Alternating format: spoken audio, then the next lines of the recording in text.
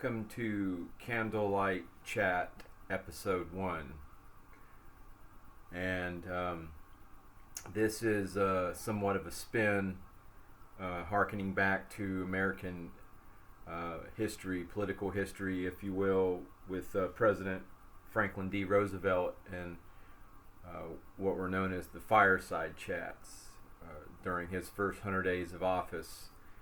I don't know if you are, if any of you out there are so much, familiar with that period of American history, but roughly maybe from 1930 to 15 years. I mean, this President Franklin Delano Roosevelt was the only president in the history of the United States that was elected 4 times. So he served 4 terms in office. And the period of time that he was elected, basically, I guess starting in the 1930s or late 1920s, was the period of the American, Great Depression, just total economic devastation. I mean, the Great Depression.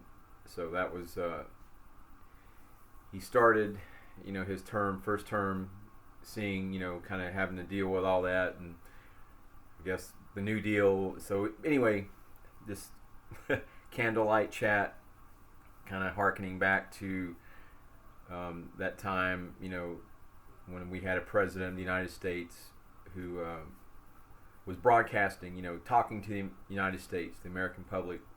It was through the medium of radio, when he started, and I guess these fireside chats were delivered, and entire population, the United States, people that were, fortunate enough to have a radio. But you can kind of imagine people all, hunkered down together, and maybe 10, 15 people in a living room, listening to the President of the United States deliver his, his speech, or talking to the American public.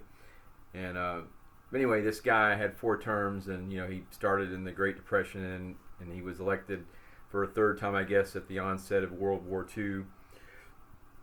And then his 4th term, they I guess they didn't want to. American public didn't want to change horse in midstream, so that kept him on, and this president from Great Depression through World War II, 4 terms, fireside chats. I'm not the president of the United States. I don't have a fire going, but I got some candles lit. But what I do have is the knowledge that, not focusing on the United States, but the collective humanity, the Earth, planet Earth. We are in those sort of momentous, interesting times that the Chinese would say that it's a curse to live in interesting times. Well, we're certainly in interesting times, and so I wanted to, in this episode of Candlelight Chat, whether or not it comes to 2 episodes or not, anyway, it's a gimmick, so episode 1 of Candlelight Chat, I wanted to kind of, create the context of seriousness, and, communicate something from my heart matrix, soul matrix, to anybody who might be somewhere in their life right now. They might be confused. They might not have any kind of sense of optimism for the future. Whatever predicament or wherever they're at, wherever, but I want to communicate my past and where I was at, and kind of within the context of, a world seemingly just who knows what's going on. But so the purpose of this episode 1 Fireside Chat is basically just to share some personal experience with my path, and let's say where I was at, like starting in early August of this year, I wasn't making videos for YouTube. I wasn't even I didn't have a sense of purpose, let's put it that way, and I wasn't really living as if I had any kind of purpose, except just to figure out how I was gonna basically satiate whatever idea of pleasure it was for that day, or just basically, I guess this I didn't have any sort of sense of personal mission or desire to share anything. I don't know, except just like I said, just kind of like thinking about only myself. And but that that has certainly changed. My life has certainly changed within just the last couple of months, and there's a lot of reasons, different layers to that, why that happened. But I'm gonna read a few pages from this book here, where while I was reading this, what I'm about to share with you, things at a very profound level within my thinking, my soul, I don't know, just everything started clicking and falling into place. And it was nothing really mystical about like, great profound realizations. It was just the way I was living my life at that particular time, and reading this, and sort of people that I was in contact with were just as full of shit as I was, just as self-serving as I was, and I guess these few pages from this book, that night, that I read this, and then I went to sleep. But I went to sleep with that night, let's say it was I think this was actually like in September, like September 21st, 2021. I went to sleep with a very just sick feeling in my whole being, like just this sick, just like nothing at all was real in my world. Like nothing at all had any sort of integrity. I don't know, not to condemn myself too much, but I'm just trying to share, where I was at and how things have changed. But, when I woke up that morning, next morning, September 22nd, what have you, whatever. When I woke up that morning, I was scared. Like somehow, when I came, to consciousness and began to look around, where I was at, I was in hell. Okay? And, this is obviously, a psychological, this is a psychological experience. This is a subjective experience. I wasn't in, literally flames were burning around me and devils was pitchfork, but I was in a type of hell, a material psychological hell, within my mind, that I was frankly, I was profoundly disturbed with where I was at that morning when I woke up. So anyway, but that was triggered. Like, I mean, it was just, that wouldn't have happened if it hadn't been for reading what I'm about to read to you. Okay, so to whomever is watching this, this is from Patricia Corey's No More Secrets, No More Lies book. Which, I mean,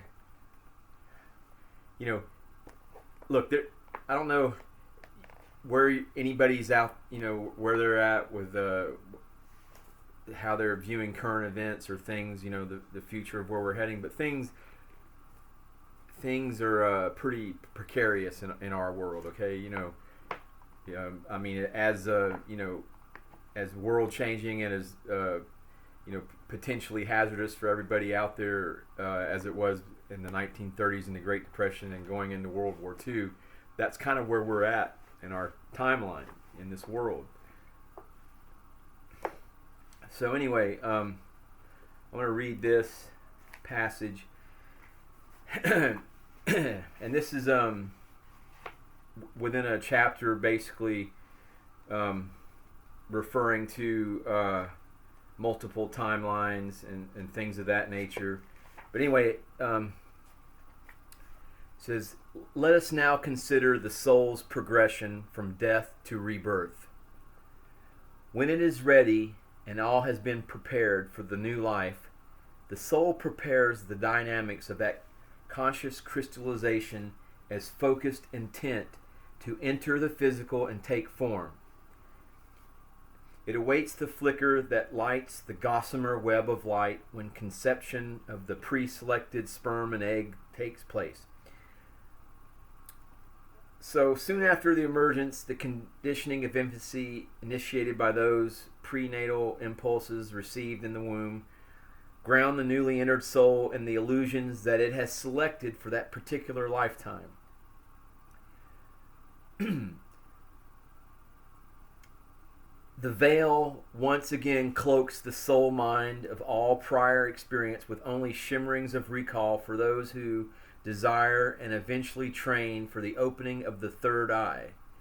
The struggles and joys of the sensate experience and all that karmic relationships that were created upon that spinning wheel are then continued in other forms and varying intensities, in other holographic playgrounds, in the schools of their choosing. Holographic playgrounds. So this is what I was reading, and as I was reading this, and I'm gonna go about another 2 pages here, but as I was reading this, all this was triggering realizations about how I was living my life, about the lies and stuff that were kind of like this network of lies and everything that was kind of like what my life was comprised of, and the people that were in my life just basically was put into clear focus. And now consider ascension, whereby you recognize that you are leaping off the wheel, fully aware, like suddenly stepping out of the densest dark gray fog and into the light of day, a light you had only envisioned in your dreams. The veil, which would have cloaked the memory of all that you experienced there, no longer distorts the vision. You walk boldly into the light, dazzled by its radiant splendor, sensing that you have come out of a place to which you need never return again. In this new dimension into which you will have soon ascended, you can look upon that blanket of fog and recognize that many different places that exist within it, places where you have walked, places where you have focused much energy and consciousness, here and there a tall tree stands, marking your passage, and although most of the way is blanketed by the cloud cover, you know it. You know you have been dedicated to that forest, and that the tree has been of great significance to you. From your viewing station in four-dimensional reality, you will realize you are at the vantage point where you can observe the entirety of that realm, and you can identify places where you existed within it. The tree, a special place you sense just by its scent, the rainbow colors that hover there where you know you have been, a tower in which you have lived, a mountaintop whose peaks you have only contemplated from the lowlands of your experience. You look back upon that world and realize that your emergence from these familiar points of your passage has been a long time in coming. You can only be surprised to finally receive validation of whatever multi-dimensional awareness you had achieved before your passing. That there is nothing linear about your karmic return, one lifetime after another. Finally, you recognize how each passing is more like diving into a yet unexplored corner of one great lake, which you can also enter from countless other access points along its limitless shoreline and craggy cliffs. No longer are you unaware of how the oscillations of your entry and presence there ripple and resonate forever in those waters, imprinting your vibrations throughout, and in so doing, allowing you eternal access whenever you wish or need to re-experience the sensations and the challenges that the lake, at times peaceful and serene, at times dark and dangerous, provides you. Once you have stepped into the full light of dawn, you will know just what a monumental leap it has been, and knowing that there need be no more repetition of old lessons. Imagine how you will look upon the fear and doubts of the desert days, smiling eternal in grace of your luminescence. For Ra, Ra, the Egyptian god of the sun, the ascending deity, that clouded realm is the nebula of the Milky Way galaxy, where wondrous things have been achieved and acquired in the enormity of his participation in the physical universe. But from where he now emerges, here too the soul of the solar logos will soon be capable of looking back upon those markers of its existence in dense matter, recognizing the vibrations held there as do you. When you gaze back upon the fog-covered landscape, that was my life, a fog-covered landscape. Here too is the realization of one's existence, not as the single most brilliant fire in space, but as a spark of the infinite light, brought to full consciousness. This, dear ones, is the magnificence with which the ascending of all realms recognize that they have finally and most valiantly achieved the initiation their own souls set before them. As you emerge from the clouded vision into light body consciousness, you will recognize more and more clearly that what you have until now perceived as past lives and memories are actually very much simultaneous to where you are now and with where you are headed. You can see them, places there in the soup of matter that show themselves to you as memories, but which you realize are simply coexistent states of being with which you hold resonance and interact.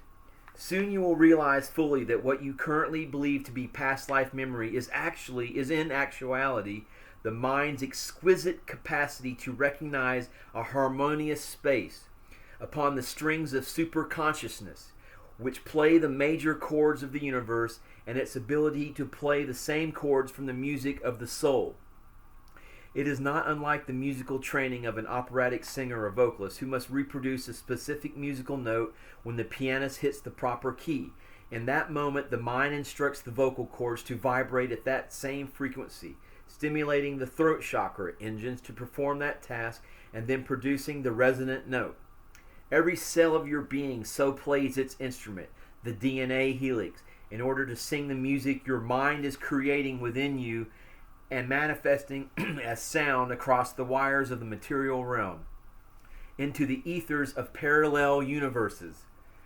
Imagine that notes exist throughout the cosmos, for the entirety is an enormous symphony. Notes upon notes, chords, harmonies, the music of the spheres. You are the note, playing your music to the maestro as he directs the symphony, the sum total of all the parts, which you know as well, for within those superb orchestrations you play yourselves into being. You know the music of the soul. And so it is that whether your song reverberates dull and lusterless on the dampers of the fog-shrouded soul, or whether it rings heavenly as sweet as wind chimes in the breeze, your music is eternal. Children of the universe, your gentle souls are on their way. Your gentle souls are on their way. So this is what I was reading. And I mean, I read a lot more that night, but that was the passage where it was talking about a mountaintop here that you recognize, or a tree there that you realize was part of a forest that had been, you had been dedicated to. But what was happening was, as I was reading that night, simultaneously what I was reading was triggering things within me, and it was taking moments of interaction, of reflection, and it was taking it and threading it into something that was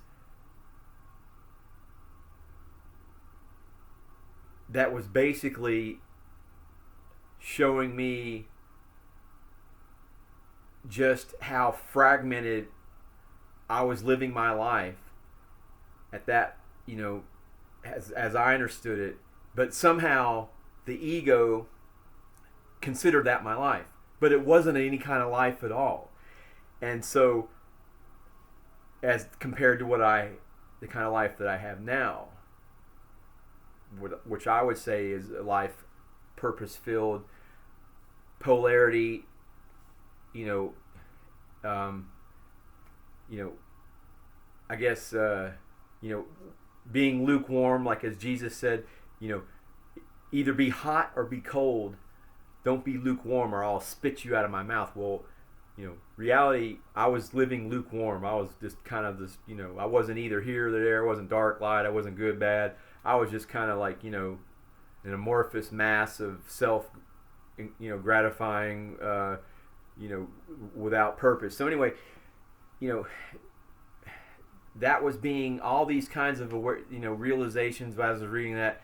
And that's how I went to bed, or I fell asleep that night. And when I woke up the next morning, that's when I was in hell. That's I can't explain it any other way except that where the thoughts that I had and my realizations about the substance of who I was in my life was very, very thin. There was nothing really to it at all, and that fact was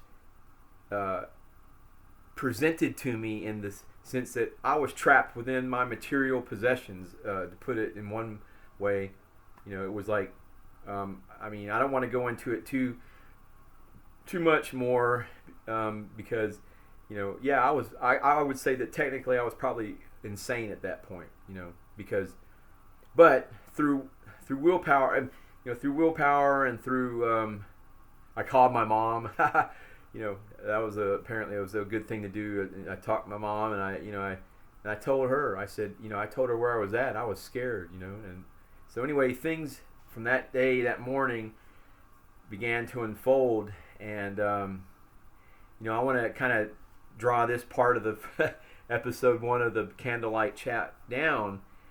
But basically what this book talks, or what was describing, is, the death of the one, sort of awareness of the soul and the soul ascendancy. Well, that's what basically what I've been going through. And I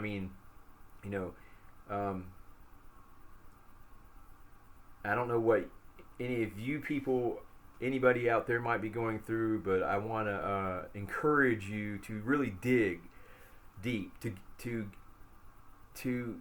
consider yourself somebody worthy of taking the time to invest in self-introspection, to think about yourself,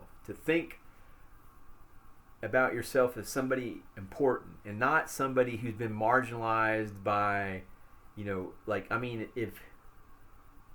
if your only sense of reality, or if your only reality is basically just, what it passes for, entertainment or any of that stuff in the digital matrix, you got to have something outside of that. And that's where books like these come in, where, maybe videos that you're looking around on YouTube, maybe what I'm trying to communicate. But you have to have an inner life. You have to have a sense of value for yourself as divinity, because I swear to you, the dollar bill, look at it, look at that eye, that eye in the triangle. Those motherfuckers, they're reaping a harvest, and that's all part of their agenda it's been part of their agenda, and that's where we're at right now. So just find some traction, some some ground to make your stand on. If you have to do that, I had to do it. I'm glad I did it, or something. Basically, I'm just fortunate. I feel very fortunate that where I'm at now, currently in life, versus where I was at like maybe 3 months ago. I feel very fortunate, and I want to share that, and hopefully in episode 2 of Candlelight Chat we can if anybody finds this of value or whatever, I don't know, we'll see, but but just try to take yourself serious, because there's a lot of people out there that who won't take you serious. They'll take you as prey, someone to prey upon and exploit, manipulate, to to demean you, to take everything of away from you, and at the end of the day, human beings, where we're at, we're very important. All of us that are sharing this experience collectively, we're all very important, and you have to know that. All right, namaste.